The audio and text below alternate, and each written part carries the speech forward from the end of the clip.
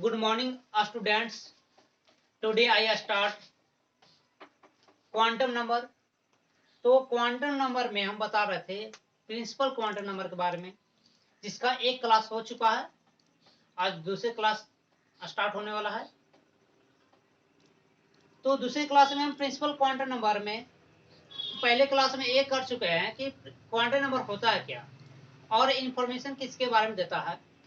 तो उसको रिवाइज कर दे, आगे चलेंगे। तो देखिए, प्रिंसिपल क्वांटम नंबर बता रहा था कि किसी भी एटम के जो सेल होते हैं उनके बारे में इंफॉर्मेशन देता है। अब देखिए, एक एटम है, देखिए तो प्रिंसिपल क्वांटम नंबर हम बात करें, प्रिंसिपल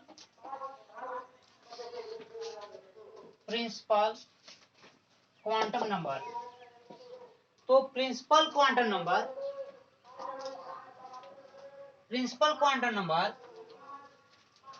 क्या बताता है कि देखिए, न्यूक्लियस है, इनके चारों तरफ सेल होते हैं, अराउंडस जो है न्यूक्लियस के चारों तरफ सेल होते हैं। देखिए तो ऐसे सेल तो एक एटम पर निर्भर करता है सेल कितना हो सकते हैं। एटम पर निर्भर करेगा तो सेल कितना हो सकते हैं। देखिए, एक की सेल है, एल, एम और एन सेल है। सेल के बारे में जानकारी मिल चुका था। तो ये सेल जो है, तो इसमें क्या होता है कि ये जो रेडियस R1 है, R2 है, R3, R4, मतलब जैसे जैसे सेल बढ़ेंगे तो एटम के जो रेडियस होंगे वो भी बढ़ते चला जाएंगे। मतलब कि सेल में इंक्रीजिंग होंगे तो रेडियस में भी इंक्रीजिंग होंगे। एक क्लियर हो गया। अब एक सेल में कितना इलेक्ट्रॉन्स होंगे, इनके लिए फार्मूला हम क्या निकाले थे, 2n² था फार्मूला। किसी भी सेल का में कितना इलेक्ट्रॉन हो सकता है, इनका फार्मूला क्या है, 2n²।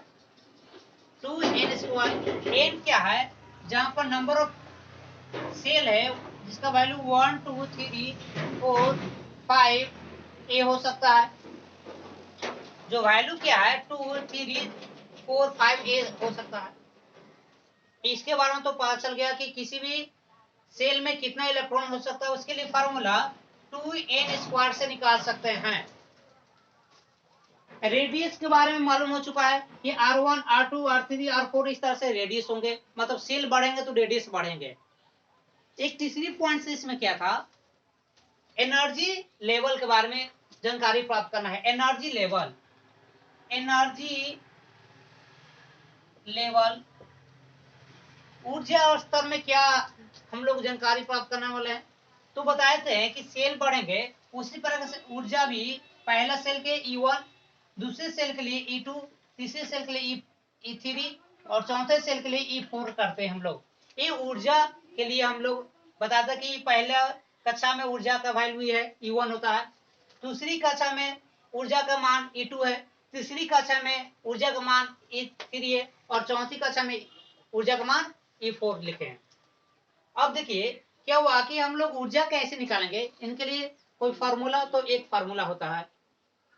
जब क्या हुआ कि बोर मॉडल हम लोग देखे थे, बोर का एटॉमिक मॉडल, वहां पर क्या हुआ था कि एक सेल के लिए, एक कक्षा के लिए एक ऊर्जा का वैल्यू फिक्स किए थे, जिनका वैल्यू होता है, तो याद रखिएगा, तो ऊर्जा लेवल निकालने के फार्मूला क्या होता है, तो NH/2 क्या फार्मूला होता है, NH/2 होता है।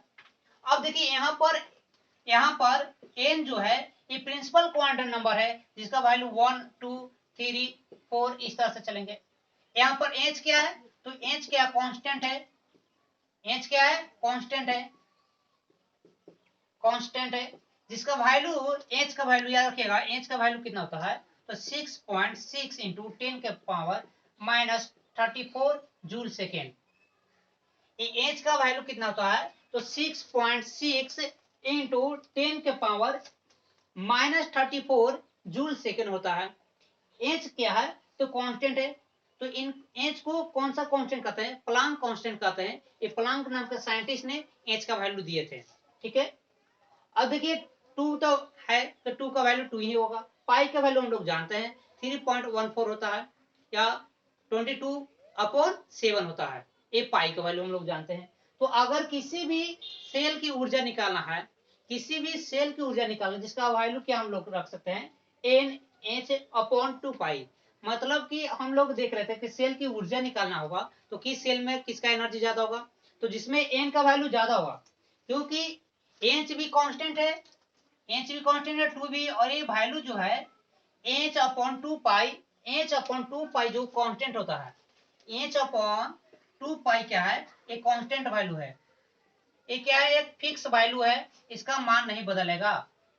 ऊर्जा का मान, अगर सेल में ऊर्जा का मान डिपेंड करता है तो नंबर ऑफ सेल पर डिपेंड करता है कि कितना नंबर बढ़ेंगे सेल के, कितनी संख्या में है सेल, उनके अनुसार उनकी ऊर्जा होगा। ये एच अपॉन 2 पाई पर निर्भर नहीं करता है, इस वैल्यू क्या है, फिक्स है, ये कांस्टेंट वैल्यू है, इसका मान में चेंज नहीं होता है, जब भी चेंज होगा तो इस एन में चेंज होगा, एन में चेंज होने से उस ऊर्जा में चेंज होगा। ठीक है, यहां तक समझ लें। अब देखिए हम लोग सिंपल से एच अपॉन 2 पाई को एच बार से भी लिखते हैं, इसी को फॉर्मूला को, इसी फॉर्मूला को हम लोग ड्राइव करके क्या लिख सकते हैं, इसी फॉर्मूला को हम लोग अच्छे से ड्राइव करके क्या लिख सकते हैं, देखिए इस फॉर्मूला को अगर ड्राइव कर लेंगे तो क्या होगा कि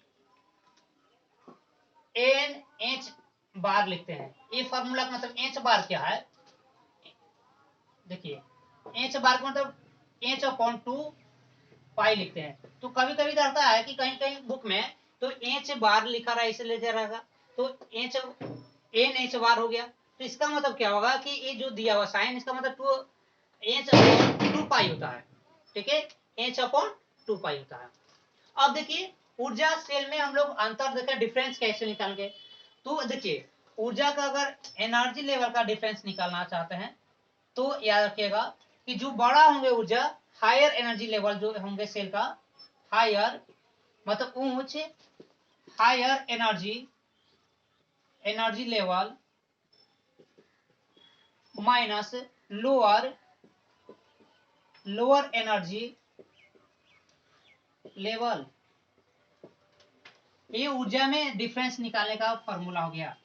ऊर्जा में डिफरेंस कैसे निकालते हैं, तो इस फॉर्मूला से लिखते हैं। ऊर्जा में जब भी डिफरेंस निकालना होगा तो higher energy level minus lower energy level, मतलब हायर का मतलब क्या है, उच्च ऊर्जा स्तर से निम्न ऊर्जा स्तर को घटा लेते हैं तो ऊर्जा के मान में अंतर पता चलेगा। ये क्या है, ऊर्जा में डिफरेंस निकाल रहे हैं, ई जो है ऊर्जा में डिफरेंस निकाल रहे हैं। ठीक है, ऑर्डर देखेंगे इसका, ऑर्डर तो याद रखेगा कि E1 से ऊर्जा पहली कक्षा से ज्यादा ऊर्जा होगा दूसरी कक्षा की, दूसरी कक्षा से ज्यादा होगा तीसरी कक्षा की, तीसरी कक्षा से ज्यादा होगा चौथी कक्षा के, इस तरह से ऑर्डर चलते रहेगा। तो याद रखिएगा ये ऊर्जा का ऑर्डर निकालना अगर है तो क्या हम लोग लिखेंगे, ऊर्जा की ऑर्डर निकालना होगा तो E1 से ज्यादा होता है E2 का, E2 से ज्यादा होता है E3 का, E3 से ज्यादा होता है E4 का। मतलब तो ऊर्जा में स्तर है, क्या है कि बढ़ते क्रम में ऊर्जा का ऑर्डर लिख दिए हैं कि ऊर्जा का मान किस में ज्यादा होगा, तो सबसे ज्यादा E4 का होगा, फिर इसके बाद E3 का, इसके बाद E2 का, इसके बाद जो लास्ट में E1 है उसका मान होगा। इस तरह से किसी भी सेल के बारे में जानकारी प्राप्त करते हैं। ये तो प्रिंसिपल क्वांटम नंबर हो गया। अब दूसरे क्वांटम नंबर के बारे में स्टडी करने वाले हैं, जो आपका जो दूसरी प्रिंसिपल सॉरी दूसरी क्वांटम नंबर के बारे में स्टडी करेंगे, तो इसको अच्छी तरह से नोट कर लीजिए। ठीक है, ओके। अब देखिए हम दूसरे क्वांटम नंबर की बात करते हैं। तो देखिए दूसरे क्वांटम नंबर की आपके पास है azimuthal quantum number, azimuthal quantum number. दूसरा जो क्वांटम नंबर की बात करें, एजीमुथल क्वांटम नंबर की बात कर रहे हैं। देखिए एजीमुथल क्वांटम नंबर क्या बताता है, ये बताता है सब सेल के बारे में, सब सेल के बारे में बताता है, या ऑर्बिटल के बारे में। किसके बारे में, सब सेल या ऑर्बिटल के बारे में इंफॉर्मेशन देते हैं एजीमुथल क्वांटम नंबर। अब बताइए तो वो सब सेल जानते हैं, तो सब सेल 4 होते हैं जिनको एस, पी, डी और एफ कहते हैं। ये क्या है, 4 सब सेल होते हैं। सब सेल हम लोग 4 को याद रखते हैं, एस के बारे, पी और डी और एफ के बारे में जानकारी रखते हैं। ये क्या है, आपका सब सेल है और ऑर्बिटल है, ये 4 को होता है। अब देखिए एजीमुथल क्वांटम नंबर्स को हम स्मॉल एल्स के द्वारा, स्मॉल एल के द्वारा लिखते हैं। कहीं भी एजीमुथल क्वांटम नंबर को अगर डिनोट करना है तो स्मॉल एल के द्वारा डिनोट करते हैं। और किसके बारे में इंफॉर्मेशन देते हैं? सेल के, सब सेल के बारे में या ऑर्बिटल के बारे में। इसके बाद दूसरा इंफॉर्मेशन क्या देते हैं? तो दूसरी बार इंफॉर्मेशन क्या मिलता है? तो सब सेल के शेप के बारे में या ओरिएंटेशन शेप के बारे में एंड ओरिएंटेशन, सब सेल की शेप कैसा होगा और किस तरह से ओरिएंटेशन किया होगा, किस तरह से ओरिएंटेट किया होगा, इनके बारे में भी एजीमुथल क्वांटम नंबर इंफॉर्मेशन देते हैं। तो देखिएगा हम सभी सब सेल का एक एक करके हम क्या करेंगे, शेप पहले हम लोग, और उसके बाद उसका ओरिएंटेशन लिखना स्टार्ट करेंगे। ठीक है, ओके, ध्यान दीजिएगा। हम यहाँ पर इस सब सेल के बारे में बात कर रहे हैं। ए सब सेल, तो ए सब सेल का जो शेप होता है वो शेप होता है स्फेरियर होता। देखिएगा एक कोऑर्डिनेट इसको हम करना चाहते हैं, तो आपका एक्स एक्सिस ये क्या होगा, वाई एक्सिस में, एक्स एक्सिस में, और ये क्या होगा, जेड एक्सिस में। ये इसका कोऑर्डिनेट कर दिए हैं। ठीक है, ये शेप किसका है? तो ये सब सेल का जिसका शेप क्या था, स्फीयर होता है, गोलाकार होता है। दूसरा आपके पास सब सेल है पी सब सेल। पी सब सेल का ओरिएंटेशन हम लोग कैसे करते हैं? देखिए इनको हम लोग शेप के आगे बात करते हैं। तो शेप इसका क्या होता है, डम बॉल। क्या इसको बोलते हैं? डम्बल बोलते हैं, इसको डम्बेल लिखते हैं, डम्बेल। अब देखिए इसका ओरिएंटेशन अगर करना स्टार्ट करते हैं तो याद रखिएगा पी का ओरिएंटेशन 3 तरह से कर सकते हैं। पी का ओरिएंटेशन 3 तरह से कर सकते हैं। तो देखिए यहाँ पर पहला ओरिएंटेशन कर रहे हैं, एक्स एक्सिस में ओरिएंटेशन हम कर रहे हैं। एक्सिस आपका क्या है, एक्स है, इसमें हम ओरिएंटेशन कर रहे हैं। ये आपका एक्स एक्सिस, इसके लिए इसका नाम पी एक्स है। इसका नाम क्या होता है, पी एक्स हो जाता है। जब एक्स एक्सिस में ओरिएंटेशन करते हैं पी सब सेल का, उसको नाम देते हैं पी एक्स देते हैं। क्या देते हैं? उसका नाम पी एक्स होता है। और एक्स एक्सिस में ओरिएंटेट किया गया ओरिएंटेशन इसका है। दूसरा इसका 3 तरह से कर सकते हैं, पी एक्स, पी वाई और पी जेड। तो दूसरा देखिएगा हम यहाँ पर कर देते हैं इसको साफ।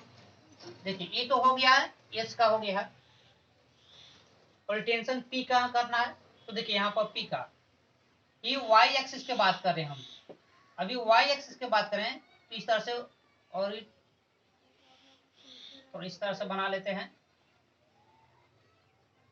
ये जो है इसको नाम है पी वाई है। और देखिए जेड का ओरिएंटेशन इस तरह से करते हैं, ये आपका है पी जेड है। ये क्या हो गया, पी जेड में ओरिएंटेशन करते हैं, जेड एक्सिस है। तो 3 तरह का ओरिएंटेशन कर सकते हैं। पी सब सेल का शेप होता है डम्बल। देखिए पी सब सेल का अगर शेप की बात करेगा तो शेप क्या होता है, डम्बेल होता है। इनका ओरिएंटेशन की बात करते हैं तो इनका ओरिएंटेशन 3 तरह से कर सकते हैं। अब क्या करते हैं, एक्स एक्सिस में करते हैं जिसका नाम देते हैं पी एक्स देते हैं। फिर इसके बाद वाई एक्सिस में करते हैं जिनका नाम पी वाई है। और तीसरा जो है जेड एक्सिस जिसका नाम है पी जेड है। तो इस तरह से पी का हम कर सकते हैं ओरिएंटेशन। उसी प्रकार से डी का जब हम लिखेंगे तो डी का शेप होता है डबल डम्बेल। डबल डम्बेल करने का मतलब क्या होता है, देखिए डबल डम्बेल, इनको नोट कर लिए। अब देखिए इनका अगर नोट हो चुका है तो देखिएगा डी सब सेल का, डी सब सेल का, डी सब सेल का देखिएगा, डी सब सेल, डी सब सेल का ओरिएंटेशन हम पहले तो शेप के बारे में जानकारी बात करें तो शेप याद रखेगा,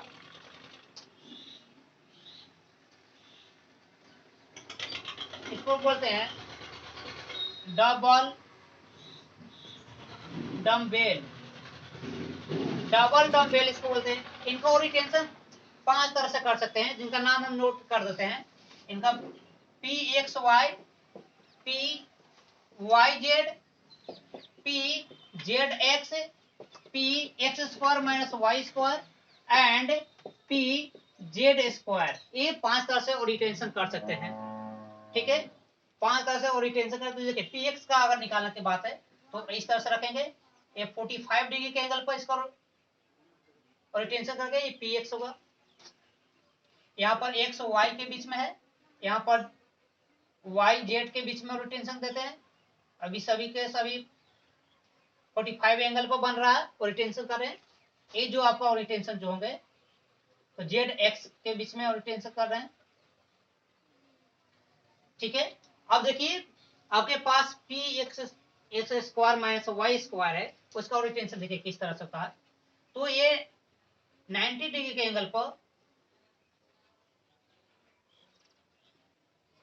ये आपका हो गया 90 डिग्री के एंगल पर पी, इसका नाम है x square minus Y square. ये क्या है, p x square minus Y square हो गया। जब इसका देखिए पी जेड स्क्वायर का रिप्रेजेंटेशन करेंगे तो देखिएगा इस तरह से कुछ होगा।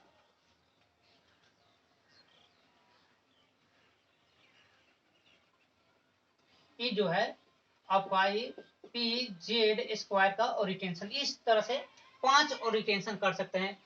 इनका शेप जो होता है डबल डम्बेल होता है, जिसको p x y, p y z, p z x, p x square minus Y square and p z square. यह 5 तरह से। जो डी आपका सबसेल है, इनका हम लोग कॉम्प्लिकेट होने के कारण हम इनका शेप को यहाँ पर दिखा नहीं सकते हैं, इसलिए वहां पर लिख सकते हैं कि ए जो सबसेल होते हैं वो कॉम्प्लिकेट होते हैं, जिसके कारण हम इसको बोर्ड पर शो नहीं कर सकते हैं। ठीक है, तो आज की क्लास यहाँ तक रखते हैं। नेक्स्ट क्लास में और 2 सब क्वांटम नंबर बचा है, उनको डिटेल बाय डिटेल करके समझा देंगे। Thank you.